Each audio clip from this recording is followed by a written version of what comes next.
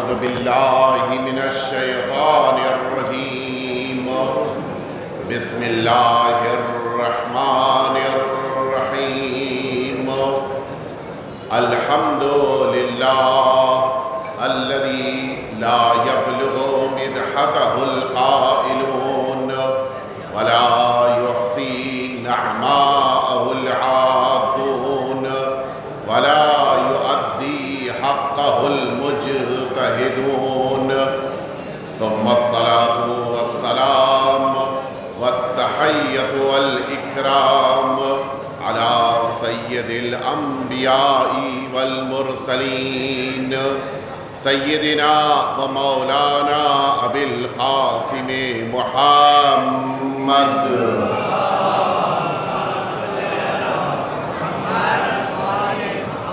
صلى الله عليه وعلى أهل بيته الأطيبين الأنجبين الذين أذهب الله عنهم الرجس وطهرهم تطهيرا.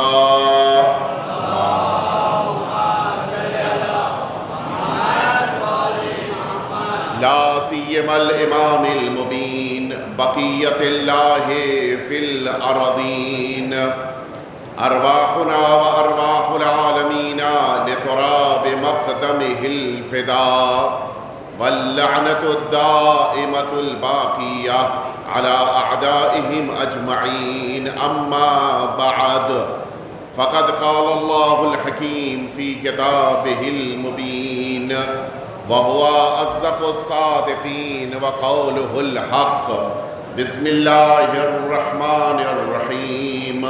إنا أعطيناك الكوثر. ایک دفعہ مل جل کے آپ سبھی حضرات صلوات بھیج دیجیے.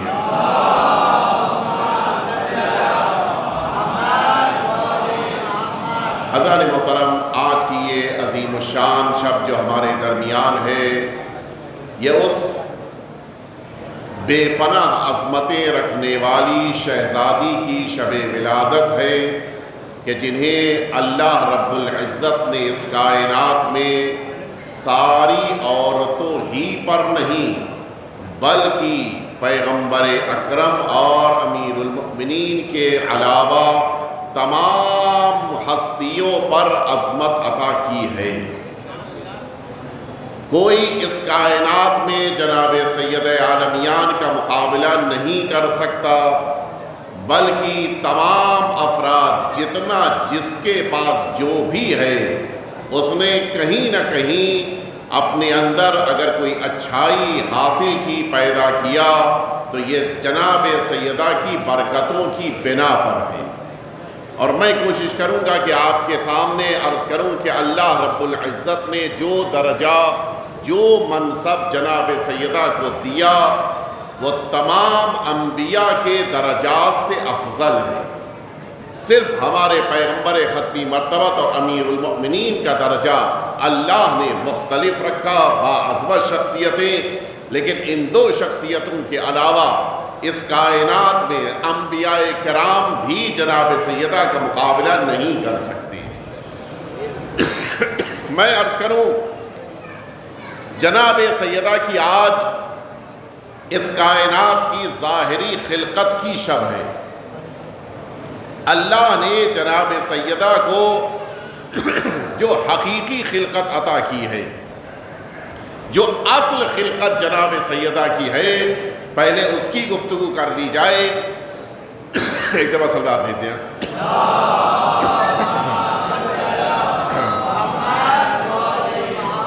پہلے اس خلقت کا ذکر کر لیا جائے جو اللہ رب العزت نے آپ کو عطا فرمایا، اور پھر اس خلقت کے تذکرے کے بعد اس دنیا میں ظاہری خلقت جو جناب سیدہ کو اللہ نے عطا کیا اس سے متعلق بھی چند باتیں عرض کروں گا. اللہ رب العزت نے اس کائنات میں اپنی ذات کے بعد، ظاہر ہے کہ ذات پروردگار سب سے عظیم ہے، اور ذات پروردگار کے وجود میں، ذات پروردگار کے موجود ہونے کی بنا پر اب کسی اور کے لیے ممکن نہیں ہے، چونکہ ازلی اور ابدی ذات ہے ذات پروردگار کی، لہذا اب ذات پروردگار نے اگر کسی اور ذات کو پیدا کیا تو اب یہ پہلی مخلوق قرار پائے گی۔ فرمایا ہمارے اور آپ کے چھٹے امام جعفر صادق علیہ السلام نے فرمایا کہ ان اللہ تعالی لم یزل متفردا لوحدانیتہ ثم خلق محمدا وعلیا وفاطمہ فمکثوا الف دہر ثم خلق جمیع الاشیاء۔ پروردگار اپنی ذات میں اکیلا تھا، وحدانیت تھی، وہاں پر کسی اور کا تصور نہیں تھا۔ ذات پروردگار نے اپنے نور سے پیدا کیا پیغمبر ختمی مرتبت کو، سرکار امیر المؤمنین کو، جناب سید عالمیان کو۔ یہ سب 1000 سال تک اللہ کی بارگاہ میں اسی کیفیت پر باقی رہے۔ یہ 1000 سال اس زمانے کی بات ہے کہ جس زمانے میں ابھی زمانہ خلق نہیں ہوا ہے۔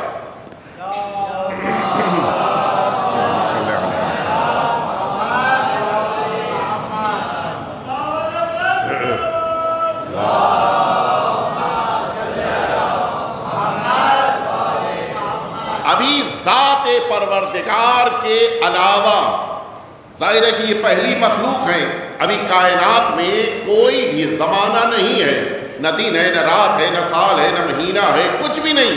یہ 1000 سال تک اسی کیفیت پر باقی رہے، اور پھر اللہ رب العزت نے اپنے نور سے ان ہستیوں کو پیدا کیا تھا۔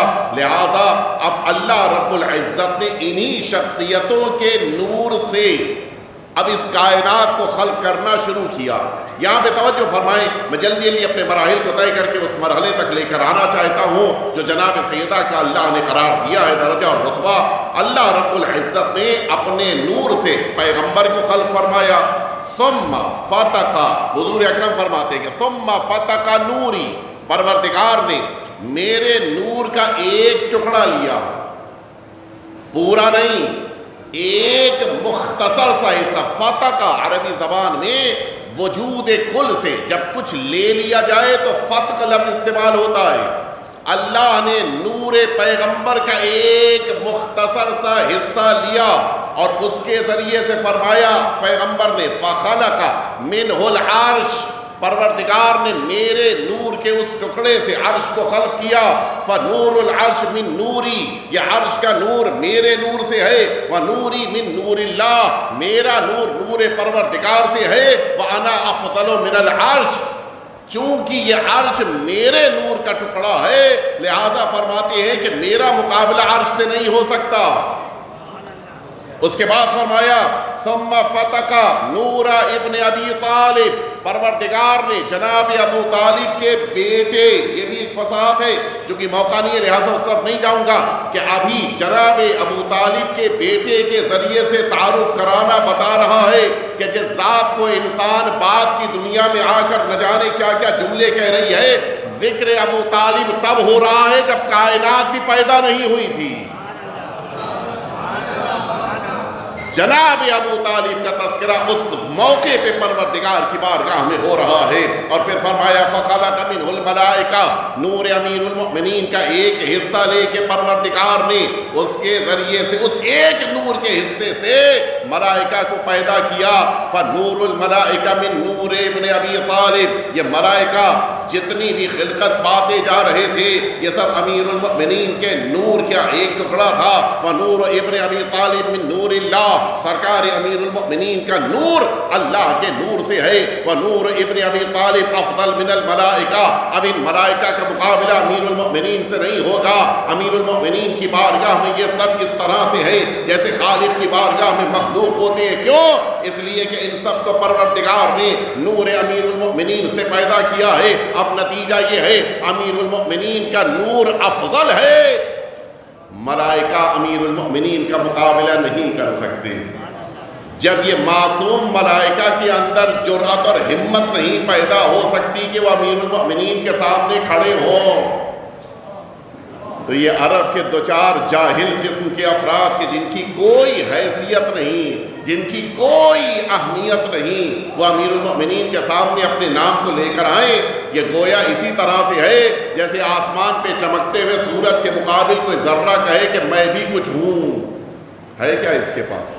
امیر المؤمنین کے مقابل کوئی حیثیت نہیں۔ اب اس کے بعد سنیے اگلا جملہ، سرکار رسالت ماں فرماتے ہیں ثم فتقا نور ابنتی فاطمہ، پروردگار نے میری بیٹی کے نور کا ایک ٹکڑا لیا، وَخَلَقَ مِنْهُ السَّمَاوَاتِ وَالْأَرْضِ، پروردگار نے آسمانوں کو اور زمین کو سیدہ کے نور کے اس ایک ٹکڑے سے پیدا کیا۔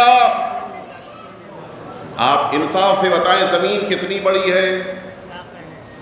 اتنی وسیع و عریض زمین، اتنی پھیلی ہوئی زمین، اس میں ایک نہیں ساتوں آسمان، سماوات فرمایا ہے، اس میں سارے آسمانوں کو شامل کر لیجئے، کتنا بڑا ہو گیا؟ کوئی تصور کر سکتا ہے کہ یہ سب پورا مجموعہ کتنی بڑی مجموعی طور پہ کیا بڑا وجود قرار پائے گا؟ آپ سوچئے جو اتنی بڑی کائنات اللہ نے خلق کیا ہے وہ نور سیدہ کا ایک مختصر سا ٹکڑا ہے۔ اب آپ سوچئے جب جز کے اندر اتنی وسعت ہے تو کل نور کا کیا عالم ہوگا؟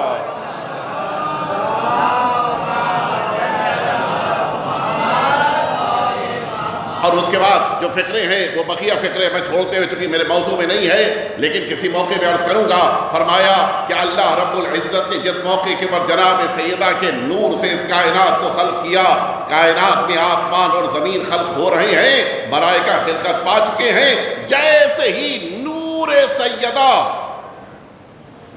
اپنے وجود کے ساتھ جلوہ فگن ہوا، یہ سارے ملائکہ سجدے میں چلے گئے۔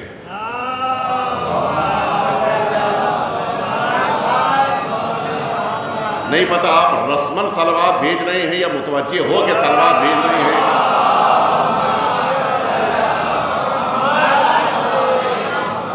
البتہ یہ اکیلی عبادت ہے کہ اگر نیت نہ بھی ہو تب بھی اگر یہ عبادت ہو جائے تو آپ کو پورا پورا ثواب مل جاتا ہے۔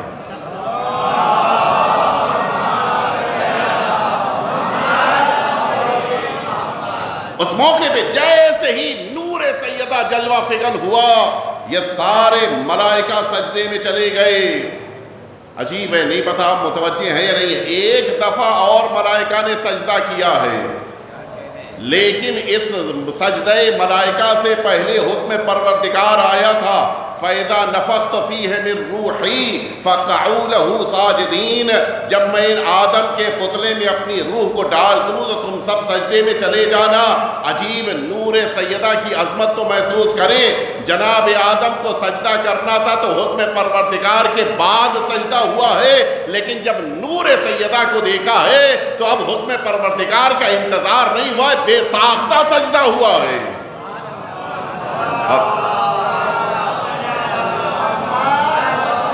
میں یہیں پہ آپ کے ذہنوں کو متوجہ کرا دوں، جہاں نور سیدہ ہوتا ہے وہاں بے ساختہ سجدے بھی ہوتے ہیں۔ اب یہ تصور نہ پیدا ہو کہ سیدہ کا نور، سیدہ کا وجود، سیدہ کی محبت ہمارے دلوں میں ہے لیکن ہماری پیشانیاں سجدوں سے واقف نہیں ہو سکتا۔ اگر واقعاً سیدہ کی محبت ہمارے وجود میں ہے تو ہمارے سروں کو اللہ کی بارگاہ میں ہماری پیشانیوں کو سجدے سے آشنا ہونا چاہیے۔ اس موقع کے اوپر آواز دین ملائکہ نے، اے میرے پروردگار الہنا من هذه یہ وہذه الانوار، پروردگار یہ کون شخصیتیں ہیں کس کا نور ہے؟ اللہ نے سب سے پہلا تعارف کرایا ہے۔ عجیب ہے، ہم حدیث قصہ میں پڑھتے ہیں سب سے پہلا تعارف اللہ نے فرمایا ھذا نور امتی فاطمۃ الزہرا، فرمایا یہ جو پہلا نور ہے، یہ پہلا نور کس کا ہونا چاہیے تھا؟ تعارف کے موقع پر سرکار رسالت باپ کا ذکر ہونا چاہیے تھا، بقیہ شخصیتوں کا تذکرہ ہونا چاہیے تھا، لیکن پہلا نور جس کا تعارف پروردگار نے فرمایا وہ نور سیدہ ہے۔ شاید کائنات کو پروردگار پیغام دینا چاہتا ہے اگر تمہیں خود کو پہچان بنانی ہے تو سیدہ کے ذریعے پہچان بناؤ۔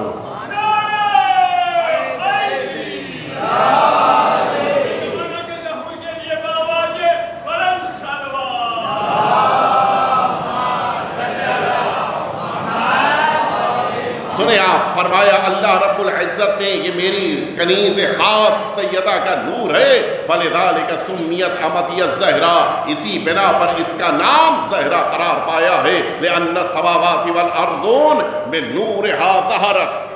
اے کاش کہ میرے پاس وقت ہوتا میں وضاحت کرتا، لیکن جلدی سے آگے بڑھنا ہے مجھے، اس لیے کہ اگلے فقرے تک لے کے آنا ہے۔ فرمایا یہ سارا آسمان، سارے آسمان، سارا تو ایک ہو جائے گا، سارے آسمان، اور یہاں پہ لفظ اردون آیا ہے، ساری زمینیں، یہ سب نور سیدہ کی بنا پر ظاہر ہوئے ہیں۔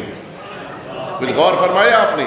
جس موقع کے اوپر روشنی نہیں ہوتی، ساری چیزیں موجود ہوں لیکن کچھ شناخت نہیں ہوتی، مثلا اگر اسی موقع پہ سارے لائمز بند کر دیے جائے، ساری روشنی ختم ہو جائے، نہیں پتا ہے کہ ہم کہاں بیٹھے ہیں، بغل میں کون بیٹھا ہے، نہیں پتا ہے کہ تبرک کہاں رکھا ہے، نہیں خبر ہے کہ ممبر کہاں ہے، کچھ بھی نہیں۔ کیوں؟ اندھیرے میں کوئی شناخت نہیں ہو پاتی ہے، کوئی پہچان نہیں بن پاتی ہے۔ اللہ نے کائنات کو شناخت دی ہے تو سیدہ کے ذریعے سے ظاہر ہوئی ہے کائنات نور سیدہ کی بنا پر۔ اس کے بعد جملہ سنیے، فرمایا وَهِيَ ابنۃ النبی، اب پوری توجہ سنیے گا، یہ میرے نبی کی بیٹی ہے، وَزَوْجَةُ وَصِيِّ، میرے وصی کی زوجہ ہے، وَحُجَّتِي عَلَى خَلْقِي، میرے مخلوقات پر یہی سیدہ ہیں جو میری طرف سے حجت قرار پائیں گی۔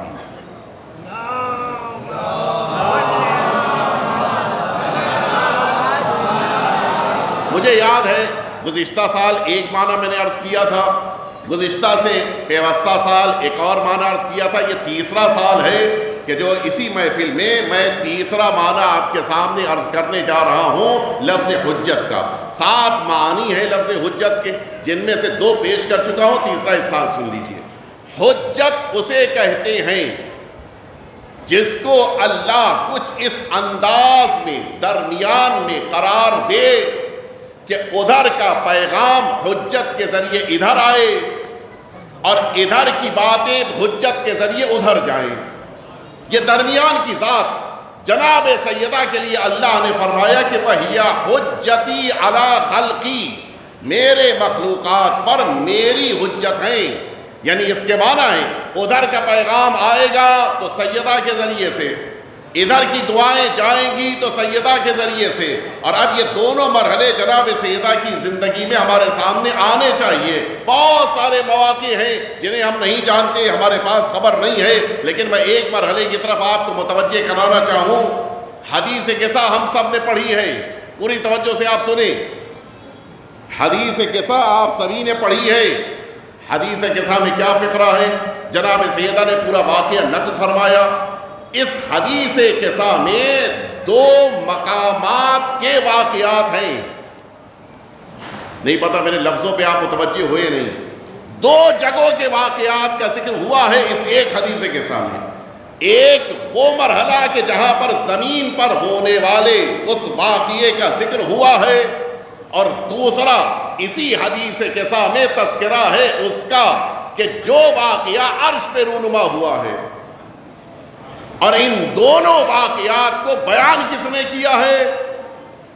رسالت پاک نے بیان نہیں کیا ہے، یہ دونوں واقعات کو جناب سیدہ نے بیان کیا ہے۔ اب آپ سنیے، جس موقع کے پر جناب سیدہ نے زمین کا واقعہ بیان فرمایا، فرماتی میرے بابا تشریف لائے، چادر قصہ میں آ گئے، اس چادر میں تشریف لے آئے۔ اس کے بعد فرمایا میرے بڑے بیٹے آئے، وہ چادر میں آ گئے، چھوٹے بیٹے آئے، وہ بھی چادر میں آ گئے، امیر المؤمنین تشریف لائے، وہ بھی چادر میں آ گئے۔ اس کے بعد فرماتی میں آگے بڑھی اور میں نے اجازت لی اور میں بھی اس چادر میں آ گئی۔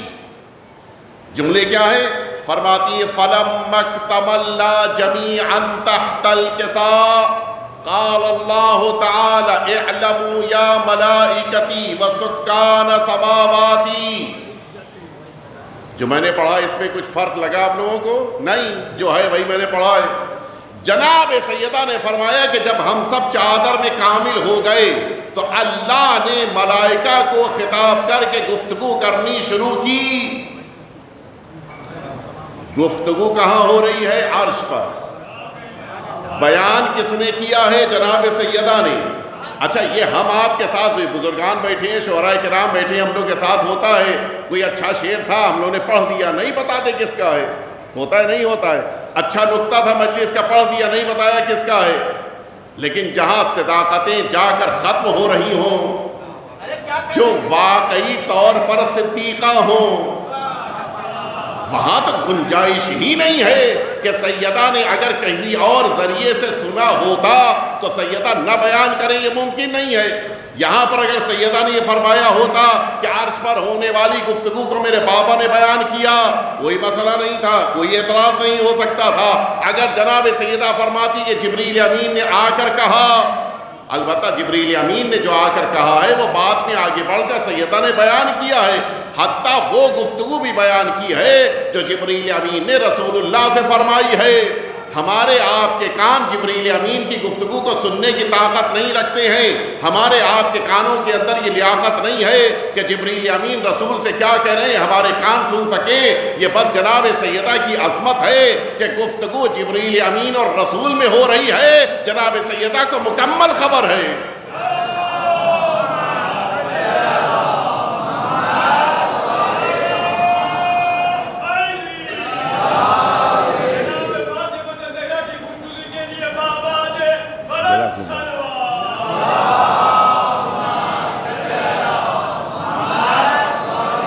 لیکن میں جس مرحلے تک آپ کو لے کے آنا چاہ رہا تھا آپ متوجہ ہوئے، جناب سیدہ نے عرش پر جو گفتگو اللہ نے ملائکہ سے کی ہے بغیر واسطے کے نقل کیا ہے، بیچ میں کوئی واسطہ نہیں، کوئی ذریعہ نہیں بنا ہے۔ سیدہ کے علم کی وسعتیں تو آپ محسوس کریں، زمین پر قیام رکھنے والی جناب سیدہ کی یہ عظمت ہے کہ ہے زمین پر اور عرش پر ہونے والی گفتگو کو زمین پہ بیٹھ کے سن کر لوگوں تک پہنچا رہی ہیں۔ یہ جناب سیدہ کی عظمت ہے، بتانا چاہ رہی ہیں جسے اللہ حجت پروردگار قرار دیتا ہے وہ ادھر کے پیغام کو بلا واسطہ نقل کرتا ہے۔ اچھا یہ تو ایک مرحلہ ہو گیا، جناب سیدہ نے ادھر کی گفتگو کو ادھر پہنچایا، اب دوسرا مرحلہ بھی تو ہونا چاہیے، ادھر کی دعاؤں کو جناب سیدہ کو ادھر پہنچانا ہے۔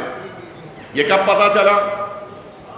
متعدد موقع ہیں لیکن ایک موقع میں عرض کر دوں آپ کی خدمت میں، ایک عجیب مختصر سا قافلہ ہے جو اللہ کے رسول کی قیادت میں آگے بڑھ رہا ہے، اور یہ واقعہ حضور اکرم کے دنیا سے تشریف لے جانے کے جسٹ 1 سال پہلے کا ہے، یعنی پورا مدینہ مسلمانوں سے چھلک رہا ہے، اور اسی مدینے میں وہ لوگ بھی ہیں کہ جن کو امتی سچا کہتے ہیں، اور اسی مدینے میں وہ بھی ہیں کہ جس کو سارے امتی مل کر سچی کہتے ہیں، لیکن نہ تو اس سچے کو رسول اللہ نے ساتھ میں لیا نہ یہ سچی کو ساتھ میں لیا۔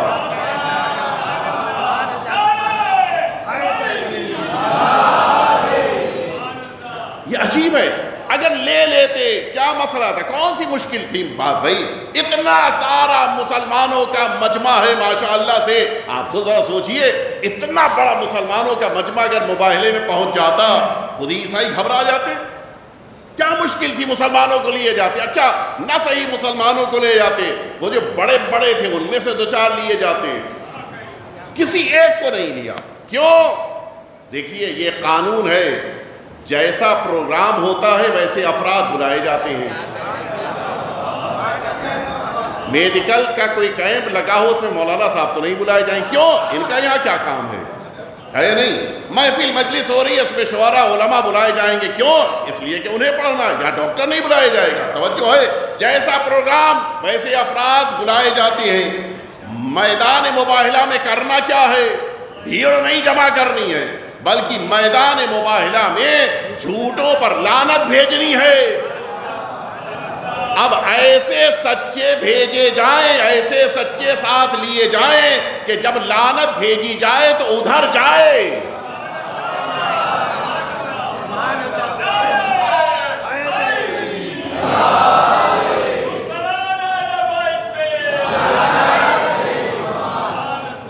اور اگر سے 200-400 کال جو کہے جاتے ہیں سچے، ان میں سے کوئی 2-4 ایک آدھ آ جاتا تو کیا ہوتا نتیجہ؟ ادھر جاتی لعنت یا لہٰذا ان میں سے کسی ایک کو نہیں لیا۔ مسئلہ یہ نہیں ہے کہ کسی کی عزت کو رکھنا تھا، کسی کی عزت کو نہیں، مسئلہ ہی نہیں تھا بھئی، ان کا موقع ہی نہیں تھا۔ آپ جس خانے میں وہیں پہ رہیے، اہل بیت اطہار سے مقابلہ نہ کیجئے گا۔ لوگوں کی عقیدت کی بیساکھی پر کھڑے ہو کے سچا بننا اور ہے، اللہ کی نگاہ میں سچا بن جانا اور ہے۔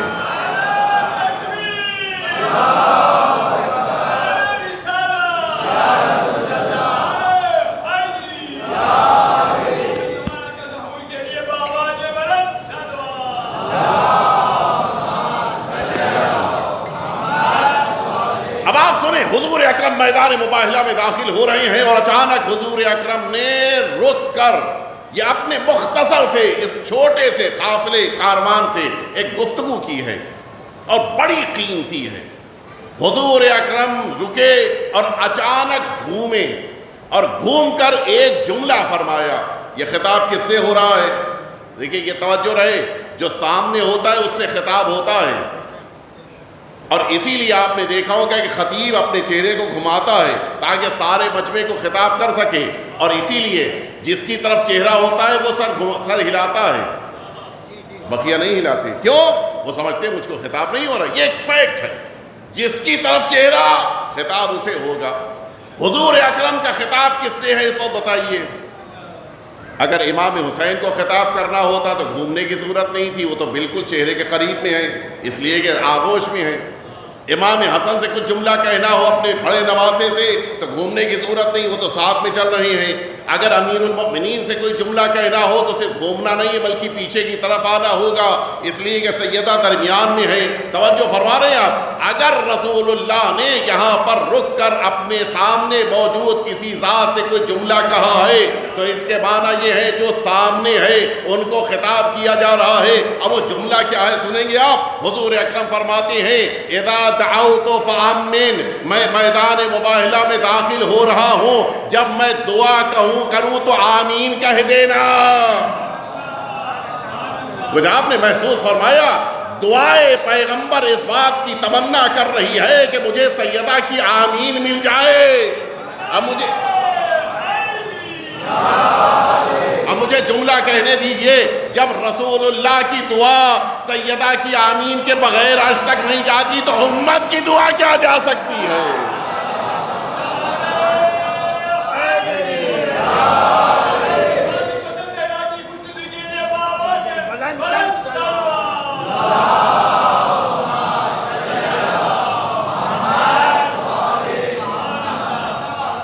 جناب سیدہ نے دونوں مرحلے اس امت کے سامنے پیش کر دیے۔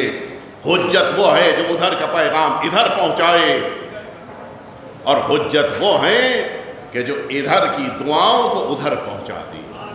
کائنات میں رسول سے بڑی کوئی ذات نہیں ہے کہ جو اللہ سے قریب ہو، لیکن جب رسول اللہ یہ تمنا کر رہے ہوں کہ سیدہ آمین کہہ دیں تو اب اسی سے سیدہ کی عظمت کو آپ محسوس کریں۔ کون ہے جو جناب سیدہ کا مقابلہ کر سکتا ہے؟ وہ تمام افراد کہ جنہوں نے جناب سیدہ کی خلقت اور جناب سیدہ کے کائنات میں تشریف لانے کے اس واقعے کو سنا۔ بس ایک جملہ کہہ کے میرا وقت پورا ہو گیا، میں عرض کروں آپ کی خدمت میں، جب جناب سیدہ دنیا میں تشریف لا رہی تھیں، یہاں سے توجہ فرمائیے گا، روایت کی لفظیں ہیں کہ اچانک جناب سیدہ کے دنیا میں تشریف لانے سے پہلے جناب ام المومنین خدیجہ الکبریٰ کے کمرے میں حجرے میں 4 خواتین آ گئیں۔ اچھا ہوا کیا تھا؟ جناب خدیجہ الکبریٰ نے بقیہ عورتوں کو بلایا تھا، مکے والیوں کو، کہ آ جاؤ، اس لیے کہ یہ ولادت کا موقع ایسا موقع ہے کہ جس موقع کے اوپر کسی اور خاتون کی ضرورت پڑتی ہے، کوئی مرد مدد نہیں کر سکتا۔ یہ بھی عجیب ہے، ساری تاریخ نے لکھا ہے کہ جناب خدیجہ کو جناب سیدہ کی ولادت کے موقع پر ان عورتوں کو بلانا پڑا اور ان عورتوں کو بلایا۔ اگر رسول اللہ کی اور بیٹیاں تھیں تو پھر اس موقع پہ کیوں نہیں یہ واقعہ ہوا کہ سیدہ جناب خدیجہ نے بلایا ہو، عورتوں نے انکار کیا ہو؟ اس کے معنی یہ ہے کہ بقیہ جناب زہرا کے علاوہ اور کوئی رسول کی بیٹی نہیں ہے، رسول اللہ کے گھر میں پالی پوسی بڑی ہوئی ہیں، پالی پوسی گئی ہیں، لیکن رسول اللہ کی بیٹی نہیں ہے۔ جناب سیدہ کی ولادت سے پہلے مکے کی عورتوں کو بلایا، کوئی نہیں آئی۔ یہ بھی اللہ کا انتظام تھا، اس لیے کہ مکے کی یہ عورتیں وہی ہیں کہ جن کے ہاتھ اور جن کی زبان اور جن کا وجود ابھی ایمان کے ساتھ طاہر نہیں ہوا ہے۔ اللہ جانتا تھا کہ مرکز عصمت آ رہی ہیں تو کسی نجس وجود کو حجرے میں بھی نہ آنے دیا جائے۔ اور اب یہ جناب خدیجہ اپنے حجرے میں ہیں، اکیلی ہیں، اچانک 4 عورتیں آئیں۔ فقالت احداہن لا تحزنی یا خدیجہ، اے خدیجہ آپ پریشان نہ ہو، فإن رسل ربک الیک، ہم آپ کے پروردگار کی طرف سے نمائندہ بن کے آئی ہیں، ونحن اخواتک، ہم آپ کی بہنیں ہیں، وانا سارہ، میں سارہ ہوں، وہذہ آسیہ بنت مزاحم، یہ آسیہ بنت مزاحم ہے، وہی رفیقک فی الجنہ، یہ جنت میں آپ کے ساتھ رہیں گی، وہذہ مریم بنت عمران، وہذہ کلثوم اخت موسیٰ، یہ 4 عورتیں۔ اس کے بعد فرماتی ہیں کہ ہم سبھی کو پروردگار نے جنت سے آپ کی مدد کے لیے بھیجا ہے، اور ان 4 عورتوں نے خوشی کا اظہار کیا۔ نہیں، آپ شاید متوجہ نہیں ہوئے، ایک اور اللہ کے برگزیدہ نبی کو جنت سے نکلنا پڑا، لیکن وہ خوش نہیں تھے، رو رہے تھے۔ جناب آدم جس موقع کے بعد جنت سے باہر نکلے ہیں، آپ گریہ فرما رہے تھے۔ یہ 4 عورتیں جنت سے آ رہی ہیں، زمین پر رو نہیں رہی ہیں، خوش ہو رہی ہیں۔ یہ فرق کیوں ہے؟ اس لیے کہ جناب آدم جب آ رہے تھے تب وہ جذبہ نہیں تھا، یہ عورتیں آ رہی تھیں تو جانتی تھیں ہم سیدہ کا استقبال کرنے جا رہے ہیں۔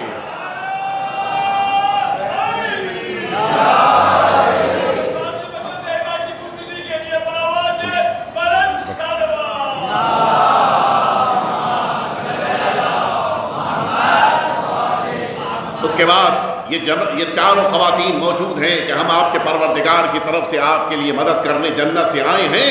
معصوم کا جملہ فلما سقطت الى الارض، جب جناب سیدہ دنیا میں تشریف لائیں، اشرقا نورها، آپ کا نور جلوہ فگن ہوا، حتی دخل بیوتات مکہ، یہاں تک کہ مکے کے سارے گھروں میں داخل ہوا، اور سب تک یہ خبر پہنچی کہ جس نور پروردگار کے زمین پر آنے کے لیے تم ساری عورتوں نے رکاوٹیں ڈالنا چاہا تھا، تم نور پروردگار کو روک نہ پائیں۔ یہ نور پروردگار زمین تک آ چکا ہے۔ اور اس کے بعد فرمایا وَلَمْ يَبْقَ فِي شَرْقٍ وَلَا فِي غَرْبٍ مَوْضِعٍ إِلَّا أَشْرَقَ فِيهِ ذَلِكَ النُّورُ، مغرب و مشرق میں کوئی ایسی جگہ باقی نہیں بچی جہاں پر یہ نور سیدہ جلوہ فگر نہ ہوا ہو۔ بس میں نے ختم کر دیا۔ سیدہ تشریف آئیں، فَنَطَقَتْ فاطمہ بِالشَّهَادَتَيْنِ، جناب سیدہ نے اپنی زبان اطہر سے کلمہ شہادت کو جاری فرمایا، وقالت اشہد ان لا الہ الا اللہ وان ابی رسول اللہ سید الانبیاء وان بعلی سید الاوصیاء وولدی سعادت الاسباط۔ یہ کب جناب سیدہ کے پہلے ترجمہ سن لی پھر واپس آتا ہوں۔ جناب سیدہ نے فرمایا میں گواہی دیتی ہوں کہ اللہ کے علاوہ کوئی خدا نہیں ہے، میں گواہی دیتی ہوں کہ میرے بابا اللہ کے رسول ہیں، میں گواہی دیتی ہوں کہ میرے شوہر اللہ کے رسول کے وصی ہیں، میں گواہی دیتی ہوں کہ میرے بچے رسول اللہ کے جانشین ہیں۔ سیدہ آپ کے بابا تو موجود ہیں، ٹھیک ہے، آپ کا یہ کہنا کہ میرے بابا اللہ کے رسول ہیں صحیح ہے، 100% بالکل حق ہے، حق تو بات کا جملہ بھی ہے، لیکن ابھی امیر المؤمنین آپ کے شوہر نہیں قرار پائے ہیں۔ ابھی اس دنیا میں آپ کے بچے، ابھی تو آپ کی ولادت کا موقع آیا ہے، آپ کی اولاد کا موقع نہیں آیا ہے۔ شاید سیدہ دنیا کو پیغام دینا چاہ رہی ہیں، تم ہمیں دنیا کی عورتوں کے جیسا نہ سمجھنا، دنیا والوں کو دنیا میں آنے کے بعد پتہ چلتا ہے ہم اہل بیت اطہار کائنات سے وہ علم لے کر آتے ہیں جس کا مقابلہ دنیا میں کوئی نہیں کر سکتا ہے۔ ابھی امیر المؤمنین سے عقد نہیں ہوا ہے، سیدہ فرما رہی کہ امیر المؤمنین میرے شوہر لوگوں کے ولی، اللہ کے رسول کے خلیفہ ہیں۔ اس کے معنی ہے امیر المؤمنین کی خلافت کا اعلان تو تب ہو رہا تھا جب بہت سے پیدا بھی نہیں ہوئے تھے۔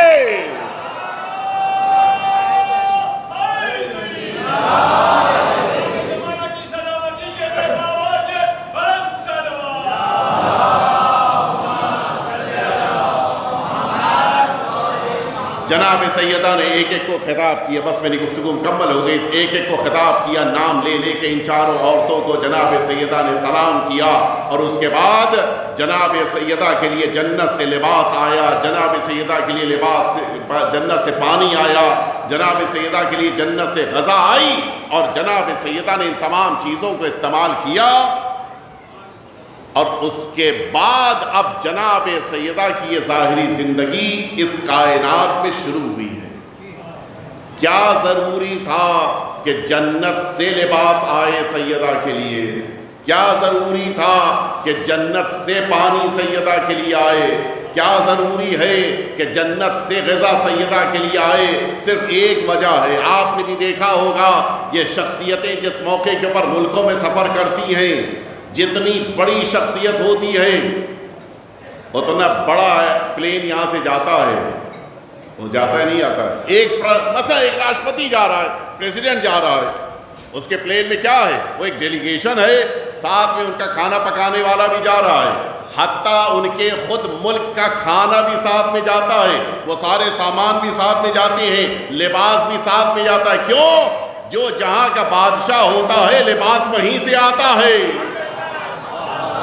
سیدہ جنت کی شہزادی ہیں، زمین پہ تشریف لا رہی ہیں، تو اب پانی بھی آئے گا تو جنت سے آئے گا، لباس آئے گا تو جنت سے آئے گا، کھانا آئے گا تو جنت سے آئے گا۔ جو جہاں کی شہزادی وہیں سے کھانا آ رہا ہے۔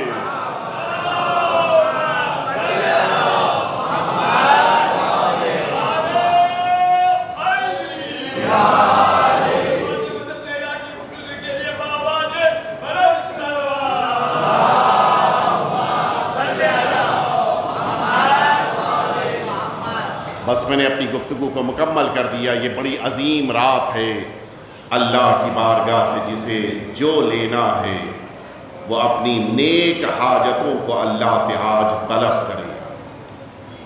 سیدہ کی بارگاہ اس امت کو عطا کرتی ہے، مانگنے والا چاہیے، سیدہ دینے کے لیے مکمل طور پر اس امت کو دیتی ہیں اور ہمیشہ دیتی ہیں۔ آئیے اپنے ہاتھوں کو اٹھا کر دعا کریں۔ یا فاطمۃ الزہرا یا بنت رسول یا قرۃ عین الرسول انا توجہنا واستشفعنا وتوسلنا بکی الی اللہ وقدمناک بین یدی حاجاتنا۔ سب مل کے یا وجیہۃ عند اللہ اشفعی لنا عند اللہ، یا وجیہۃ عند اللہ اشفعی لنا عند اللہ، یا وجیہۃ عند اللہ اشفعی لنا عند اللہ۔ پروردگار اس عظیم الشان شہزادی کا واسطہ، پروردگار وارث سیدہ کے ظہور میں تعجیل فرما۔ ہم سب کی طرف سے ہمارے آقا اور مولا کی بارگاہ میں مبارکباد پیش فرما۔ پروردگار آج کی اس مبارک شب میں ہم سبھی کو ہمارے امام کی دعاؤں میں شامل فرما۔ پروردگار جناب سیدہ کا جشن منانے والے، خوشیاں منعقد کرنے والے ان تمام مؤمنین کی توفیقات میں اضافہ فرما۔ پروردگار جو بے اولاد ہیں جناب سیدہ کے صدقے میں انہیں اولاد کی نعمت عطا فرما۔ جن کے گھروں میں اولاد ہیں انہیں نیک اور صالح قرار فرما۔ پروردگار جناب سیدہ کے صدقے میں یہ مبارک بارگاہیں، جناب زینب اولیاء مقام کی بارگاہ اور جناب سکینہ بنت الحسین کی بارگاہ، پروردگار ان بارگاہوں کی حفاظت فرما، دشمنوں کے شر سے محفوظ فرما۔ پروردگار تمام دنیا میں جہاں بھی شیعیان حیدر کرار ہیں ان سب کی جان مال عزت آبرو کی حفاظت فرما۔ پروردگار ہم سبھی کو میدان محشر میں جناب سیدہ کی شفاعت نصیب فرما۔ پروردگار جناب سیدہ کی ولایت اور محبت ہمارے اور ہماری نسلوں کے دلوں میں قرار فرما۔ جناب سیدہ کے دشمنوں کی نفرت ہمارے اور ہمارے نسلوں کے دلوں میں قرار فرما۔ پروردگار ہم سبھی کو جناب سیدہ کی ولایت اور محبت کے ساتھ زندگی گزارنے اور جناب سیدہ کی شفاعت کی تمنا کے ساتھ موت کی آغوش میں جانے کی توفیق عطا فرما۔ ربنا تقبل منا انک انت السمیع العلیم۔ اعوذ باللہ من الشیطان الرجیم۔ بسم اللہ الرحمن الرحیم۔ ان اللہ وملائکتہ یصلون علی النبی یا ایھا الذین آمنوا صلوا علیہ وسلموا تسلیما۔